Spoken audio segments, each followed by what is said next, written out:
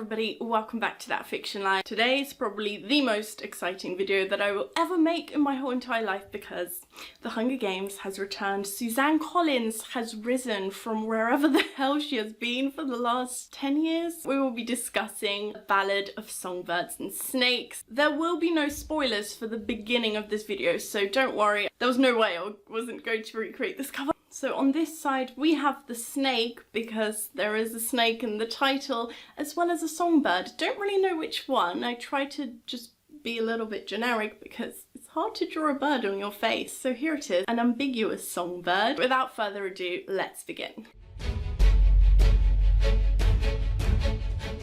This book is a prequel to the original Hunger Games, and it's set during the 10th Hunger Games, where President Snow, who was 18 at the time, is a mentor for one of the tributes. A lot of people were a little bit put off because it's supposedly going to be a redemption arc. I didn't see this as a way to make people sympathize with him, and I will dive into this a lot more in the spoilers because it just doesn't come across that way. And if anything, this book is just a way to learn more about the Hunger Games origins, not to make us fall in love with President Snow, which I don't think the book did. Villain origin stories are nothing new, and so for me, if anything, this was just going to be a backstory to someone. And I think you can love a character even if they have done horrible things, because you're not saying that you agree with them and like what they have done, but you love the way that they were written. And because Suzanne Collins did an incredible job in the original books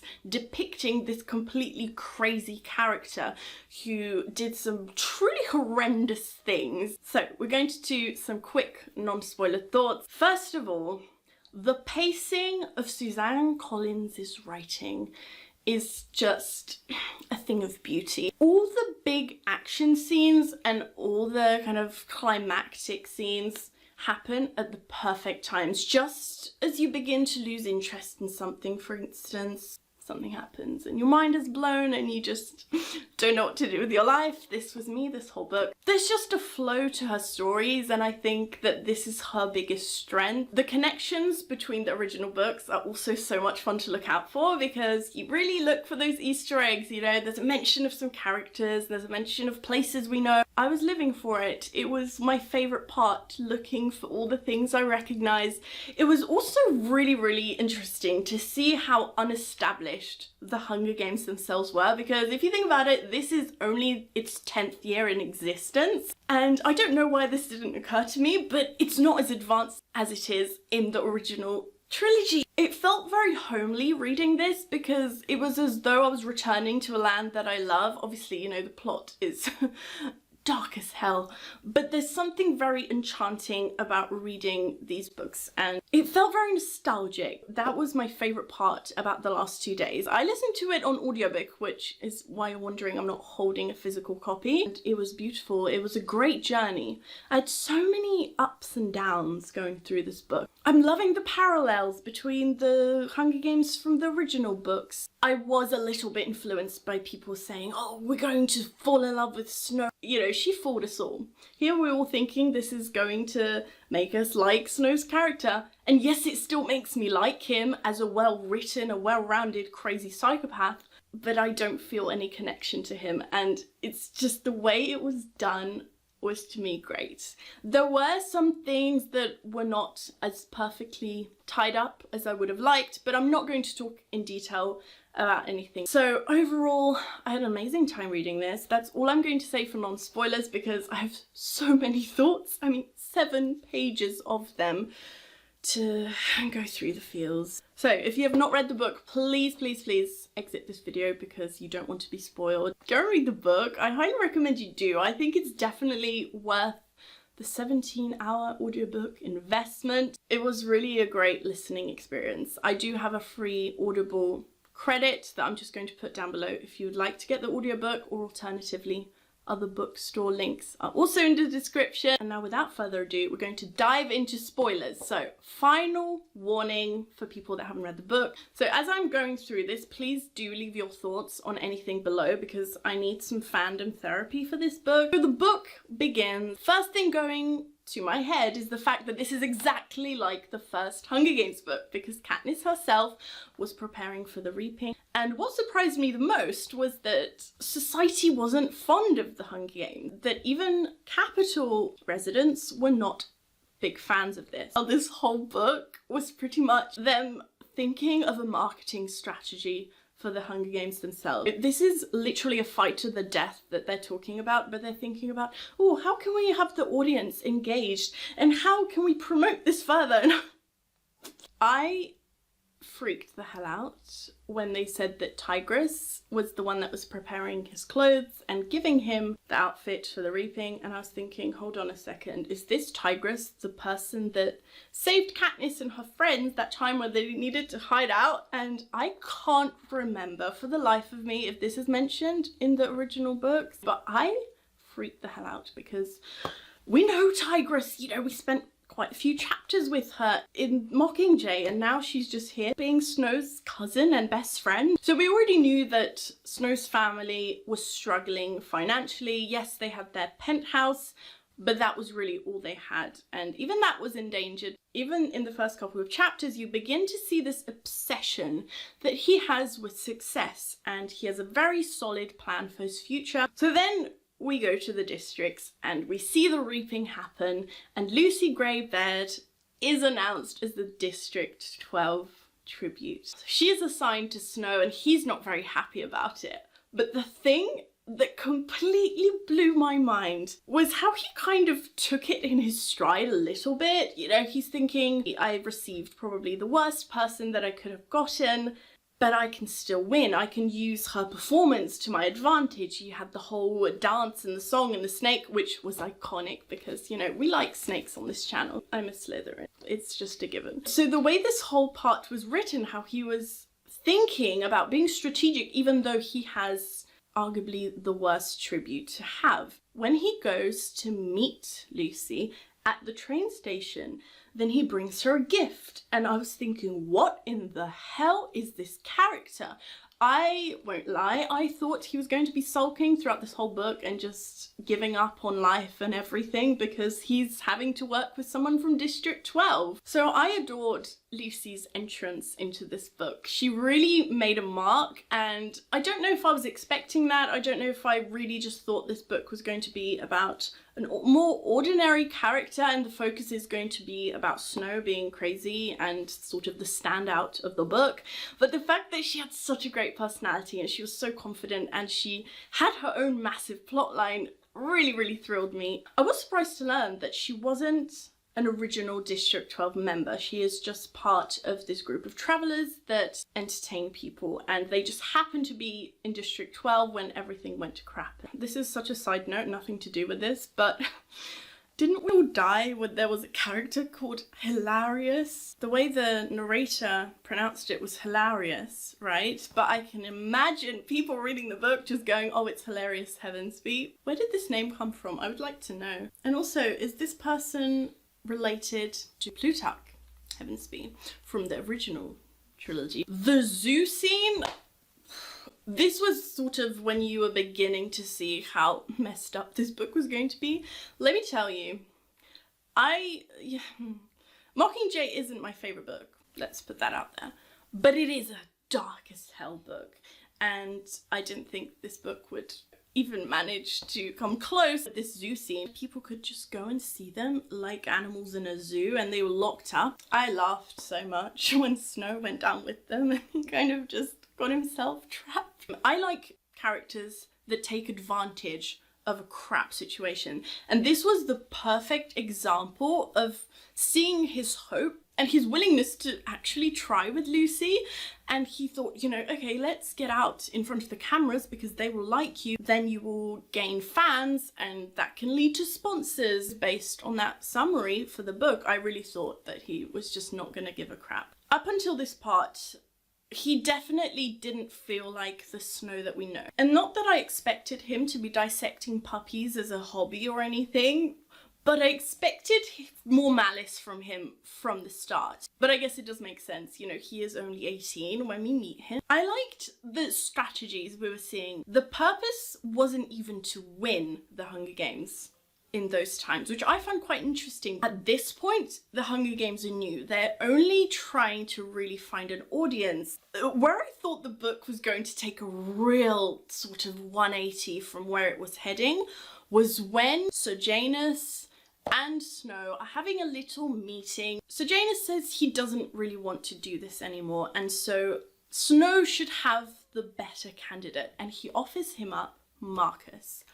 I really thought that was going to happen, because imagine the repercussions. My brain went haywire. I didn't know what to do with myself. And then he says no, and it's like, the opportunity was right there. Something that I was beginning to pick up at this point was how ordinary Snow's life actually was. And I think because we witnessed the Hunger Games trilogy from Katniss's point of view, we had a very different outlook on society in those times. You know, the kids had to grow up really fast because they had to work a lot of the time to not starve. And Snow and everyone in this academy are just going to classes like nothing has changed, thinking of this bloody marketing campaign for the Hunger Games as if they're just trying to promote a new TV show or something. Then we get to chapter 6, which everyone has been raving about. This is the one part of the book I just see everyone tweeting about, with no spoilers, but everyone that has read it knows exactly what they're talking about.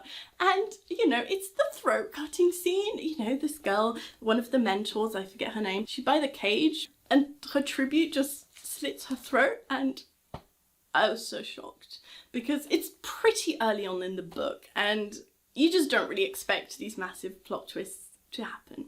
It did feel like it was there for shock value a little bit, because this was only the first kind of murder of the mentors. Is there an actual purpose, or were we just supposed to be shocked? But then the bomb goes off when they are seeing the arena, which was crazy in itself. I feel as though in the original trilogy, the arena is perceived as something is very inaccessible. And we'll talk about that break-in a little bit later on. But even here, the fact that they were just, you know, hanging out inside the arena, doing some press things, doing their little interviews. That Clemencia scene with the doctor and the snakes, that to me was a better plot twist than the throat cutting, because the other scene was a huge shock, yes, but it didn't chill me as much as this snake thing. You know, the tricking of Clemencia into saying that she worked on the project and the ideas with Snow. Turns out she wasn't. She didn't touch the paper. That was so crazy to me. How these snakes are engineered to not attack people that they have come into contact with and whose scent they recognize. So by throwing the paper into the snake cage, the doctor could determine that only Snow had touched it, so Clemencia was lying. And that was just such a genius scene. And the fact that she let the snakes bite her. We also begin to see an alliance between Lucy Gray and Snow, which I was not expecting. I wasn't expecting her to even be such a nice and warm person, but at the same time be really snarky and confident and sort of knowing her worth. I mean, when she says to Snow, "Can you just believe in me and that I can actually win?" I would die for that girl. So when we were reaching the games themselves, I was a little bit skeptical because I didn't want just an ordinary games. We've been through that plot before. When you start to discover that someone is killing off the tributes and someone is killing off all the mentors, and the fact that the games are still going on, you know, it's a very different strategy to the original books, because then they were sort of trying to keep them alive. They gave them nice living quarters because they need 24 to go in. Here they don't really care, you know, if you die before, never mind, the remaining just go in. But it's the fact that the mentors were endangered as well. I thought there was some plot afoot. Okay, one of my favourite scenes is when Snow goes home and is hanging out with Tigress and his grandma, and they're both catching him up on the bombing because he missed quite a lot of it. How the districts only saw 20 seconds of what had actually happened. And when his grandma says, it only takes a handful to get the word out, it's just the kind of story that catches fire. I was so done. I don't know why that got to me so much, but the parallel to Mockingjay and how Katniss sort of sparked the revolution, So then we get to part 2 the prize. This was probably the most craziest part of the book for me because so many things occurred where I just didn't know what the hell to do with myself. I'd actually baked a cake while I listened to this and just a lot happened. Am I the only one that downright passed out when Tigress said, "The show is not over until the Mockingjay sings"? And yes, we know. So we get to the games and hold me, because when Snow gave her the rat poison, he was being such a rebel at this stage. Actually, throughout the whole book, he was being such a rebel, which I found hilarious because he is so against this kind of behaviour. And he's giving her a token. It was exactly the same as Cinna giving Katniss the pin. So throughout this part, I really enjoyed seeing how the mentors are actually involved behind the scenes of the games, because again, because we're reading from Katniss's perspective in the trilogy, we're only seeing what's going on in the arena. Yes, we had extra insight in the movies because they could sort of give us a different POV. It still wasn't as detailed as this here. I was also kind of trying to think at this point, what is the point of this book? Because to me, this was just reading as extra material and a way to see what's going on in Panem back in the day. That made me also think there must be something that I'm missing here. So what I thought was that Snow was maneuvering everything in the background. I thought that he was the one kind of manipulating the tributes to kill off the mentors. I thought he did the bombing. I just thought he was behind everything, because imagine that plot twist. So nothing of note really happens at this point, but we do see Marcus when we learn that Sejanus broke into the arena. I don't know what it was about my mind that just thought it was impossible to do. So the fact that they kind of just go in and think, oh, okay, we're just going to join in on what's going on in the arena here. But when Snow went in to extract Sejanus, I just thought, right, it's all about to go down. So then Snow kills someone for the first time in the book. I love how you have to keep a tally throughout, because, you know, he does a lot. Lord Almighty. They were all just going down like targets, and this is the thing again where I thought someone must be manipulating these events, because it just doesn't make any sense. So the next day we go back to watching the games. They turn on the monitors again, and I must say I was really enjoying watching the games as opposed to experiencing them, because of course we can only see what's on the screens. The tissue thing, I forgot to talk about that. When Snow drops the tissue into the snake pit so that they know Lucy's smell. Oh my god. That was an epic scene, because Lucy starts using the snakes to an advantage. Then when she kills the guy with the snake, oh my god, she was being so strategic. And I'm low-key a little bit mad that we didn't really know what she was up to this whole time. As much as I enjoyed seeing the games from another perspective, I would have liked more detail about what actually happened, which I thought was going to happen later on when they reunite and she kind of explains to Snow, but it just wasn't as detailed enough, but we'll get to that. So the games were a little bit low-key boring up until this point, because people were dying off screen, people were hiding in the tunnels, but then a lot of the tributes start dying at once, and Lucy begins to look like a possibility to win. This whole time I was waiting for her death, because that's what we've been taught in all the history lessons in the original trilogy. No one had ever won from District 12. We only have Haymitch, Peter and Katniss. I was waiting for Lucy to die at any moment now, and it didn't happen. What is Suzanne doing? When she's the last one, I didn't believe it. I don't know what I thought. It was just so traumatizing. The only sort of thing I had in the back of my mind was,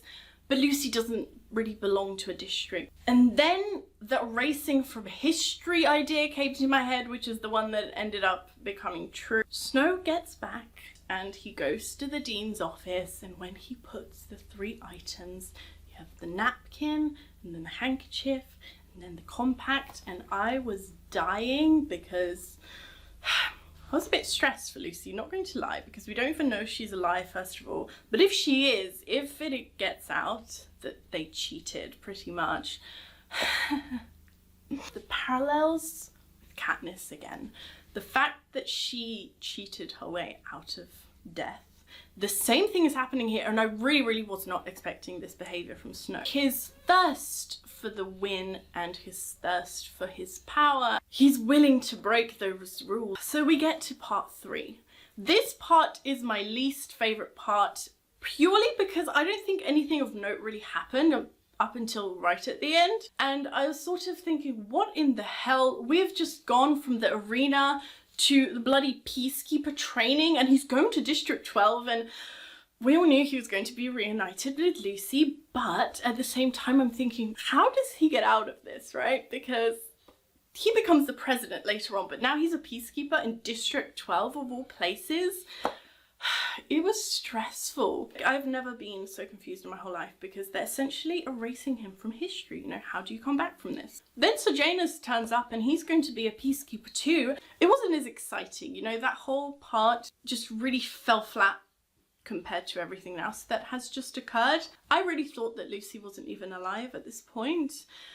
So when she steps up on the stage to sing, my girl, I developed a liking to her, and I wanted her to succeed in life. You know, she won the games, but they pretty much erased that whole thing. There's no footage. It was really funny though, when Snow was jealous and trying to find the person that Lucy had mentioned at the reaping. There's no sparks between them.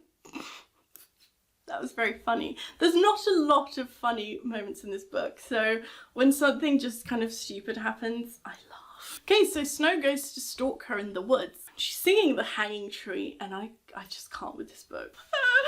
Triggering. So this is the part when they have their reunion, and this is where I thought that she was going to tell him in detail what happened in the arena, but she doesn't. Such a letdown note. I wanted to know. I was very invested, because we didn't see her for days, you know, there were complete days where we didn't even see her on the cameras, and she kind of just sums everything up in a line about how she poisoned the food a little bit and blah blah blah, and the end. Oh, when Lucy tells Snow that the Dean gave her money, and Snow says, why would evil incarnates help his girlfriend? Sorry, girlfriend what? And the evil incarnates made me laugh, but this is like that scene in Deathly Hallows where Ron calls Hermione his girlfriend, but they haven't had the talk yet. And now, should we talk about the ship now? Because you all will have comments about this, right? I don't see them as a ship in any way, shape or form.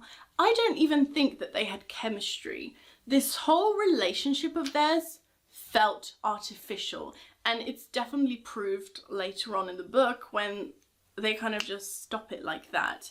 And this is what I love about this book. Yes, we can laugh and at their scenes together, but deep down you know that there is absolutely no feelings between them, and they're sort of both not into this. I haven't personally seen any people ship them, but if you are, based on what? So it was just like a plot point to me that they kind of were thrown together, so they had to work together for their survival. Oh my god, okay, Sir Janus having that secret money though, thought something was afoot, but it turns out he was just helping the rebels. I loved his character throughout this book because you could tell that he was trying so hard to do the right thing because he's from the district, so he kind of understands their way of life. Oh, we learned so much in this section about Panem in general, the Jabberjays and how the Mockingjays began. When Snow says they should die out soon, meaning the Mockingjays, if only you knew. Then we get to the scene where the Jabberjays, listening to Sir Janus confess his crimes, and oh my god, when Snow pressed play, I was kind of relieved, I must say, because I was waiting for a truly heinous act from him, because up until this point, yes, he did a lot of questionable stuff. He was acting for his own good most of the time, but I was waiting for a betrayal, and when this happened, I was just...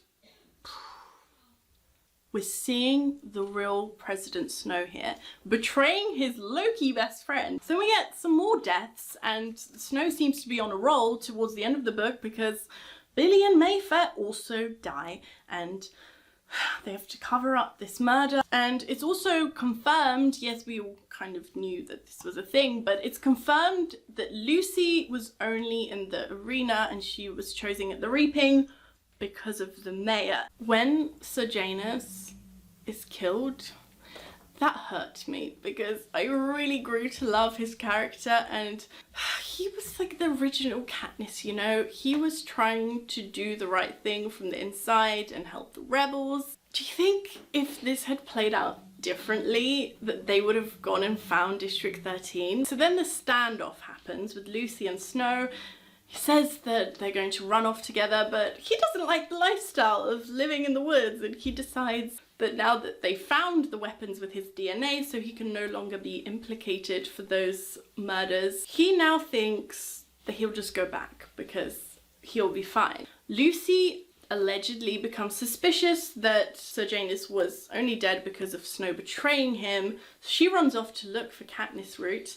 Then Snow goes after her and they're chasing each other and they start shooting. And then he goes back like nothing happened. I don't know if that's a satisfying ending for me. At this point I'm thinking, oh come on, please something else happen that will liven up this plot, because having an ambiguous ending like this, it's not good for my health. But that whole scene where he's chasing her down was so eerie because he is bitten by the snake that she sets on him, and when he thinks that he's hallucinating because of this venom, it really went back to that ghost song that she was singing, and I really enjoyed finding those connections. So then the epilogue, okay? We're nearly there. So much information was packed into the epilogue that I didn't know what the hell to focus on. We learn that Snow's father co-created the Hunger Games as a sort of drunken joke. They were doing a school assignment, they were told to think of a way to punish people that wronged you. And Highbottom really regrets this, which is why he's addicted to the morphling. I'm telling you, this epilogue was like an encyclopedia into this world. The fact that Snow went back to the capital to sort of work under Dr. Gall, that he's responsible for many of the rules that became important in the next Hunger Games. The fact that there's a victor's village, the fact that money is sent to the districts and the winning families as a way to kind of have people motivated to actually join in on the Hunger Games. So as his final act, he kills Highbottom by poisoning him. It closes the book in a perfect way because this book wasn't about understanding why he turned out the way that he did, but just the fact that his whole life is about self-preservation and that he is just looking out for himself. He wants to become president, he wants to be up top. And then when the book ends with Snow lands on top, that line, I didn't really like it at the start. It was a bit like, oh really? But I understand the meaning behind it, and I still hate his guts, and I don't understand why people were worried that this book was going to glorify him, because it didn't. Okay, so I definitely wish that things were elaborated on a little bit more. So for instance, the whole tributes and mentors dying to a significant amount. I thought that was going to be a big deal at the end. I thought there was going to be a twist and that someone was rigging everything for a particular tribute. I truly thought that was going to be a big major reveal at the end, but sometimes I think I found this book too riddle focused, and some plots did feel as though they were there for shock value rather than adding something to the plot. I just feel very unsatisfied with Lucy's end. Can you just tell us if she's alive or not? Presumably she's still alive because, you know, we didn't really see a body, we don't know what happened. I get that it's following the ghost metaphor from her song, but we just followed her for 600 pages to not even find out what happened to her. Please, Suzanne, just tell us. My favourite parts of this book were definitely finding out more about Panem. I love meeting the characters in this book. I also quite enjoyed reading from Snow's perspective because I really wasn't expecting his mind process to be so exciting, and the constant sort of battle that he was having. And again, it didn't change my perspective of him in any way. And I think that was done in a very masterful way because there are hints of this romance that's developing and him continuously talking about how much hardship he's had in life, but it does nothing to me. It just went completely over my head, and I saw this as a story about Panem. What were your favourite parts? Do let me know if you have any favourite chapters or characters. I would love to keep on discussing with you. I think that is all I'm going to say because I just feel very nostalgic right now. I'm so happy that this book has come out. I personally would love to get a novella, sort of like a Cassandra Clare type bind up of short stories, from previous victors or something. But at the end of the day, this is Suzanne Collins' world, and this is the story she chose to share with us, and I'm so glad she did because it was a roller coaster. And so I hope you all enjoyed it as well. Thank you so much for watching this video. I had an amazing time going through all of my thoughts. If you're not yet subscribed to my channel, make sure to click the button below and give this video a thumbs up, and I will see you next time. Bye!